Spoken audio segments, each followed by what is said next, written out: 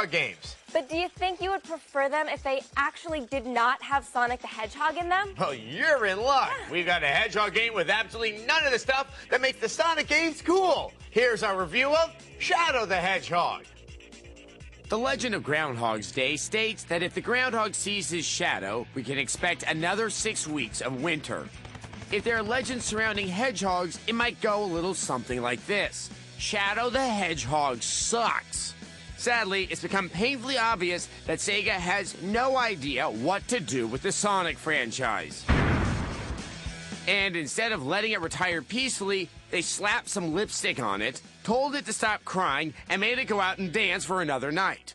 First of all, the gameplay is a letdown. It reminds me of what my ex used to say. I'm not mad at your hedgehog, I'm disappointed.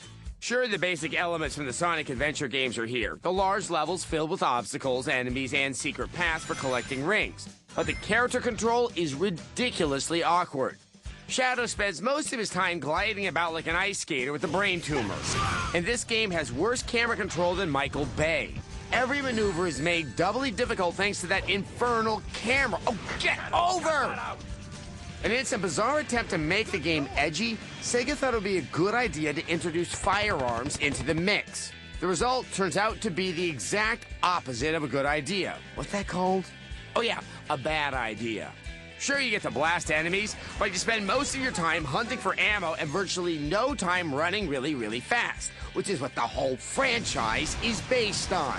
What's worse is this game could be construed as racist. The Black Aliens. Black aliens. Committed by the Black Aliens. Black aliens. Eliminate the Black Aliens. Kill them all. But we must stand united to defend our world against these invaders. That president seems a little too concerned with the real estate value of his planet now that the Black Aliens have moved in. I bet if it were white aliens, everyone would be all hugs, smiles, and welcome baskets.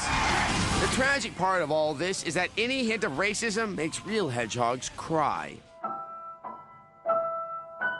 But enough of this negativity. Let me think of something good to say about Shadow. Something good, something good. Here we go. The levels. They're big, and there's a lot of them. The only other bright spot in this game is this guy. It's time to make all final preparations for our ritual.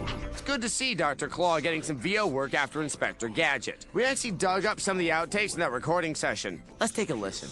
Does it say, I'm going to fet you, Shadow, or is that a typo? Get you? Okay. 3, 2, 1. I'll get you next time, Shadow. Next time. What? No? Okay, I just thought I'd throw that in for the fans, but okay. It's your destiny. The power emeralds are... Oh, sorry, guys, my bad. Just one second. I told you never to call me here. Seriously. Later. Sorry about that, boys. Okay, let's back to one. Ultimately, this Shadow leaves us completely in the dark. We give Shadow the Hedgehog a 1 out of 5. Damn it.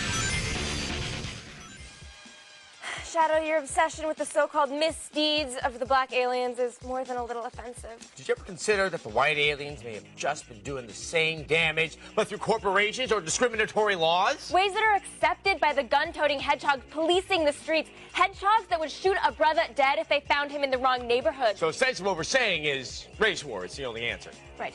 For the record, I'm 1/64th Indian princess.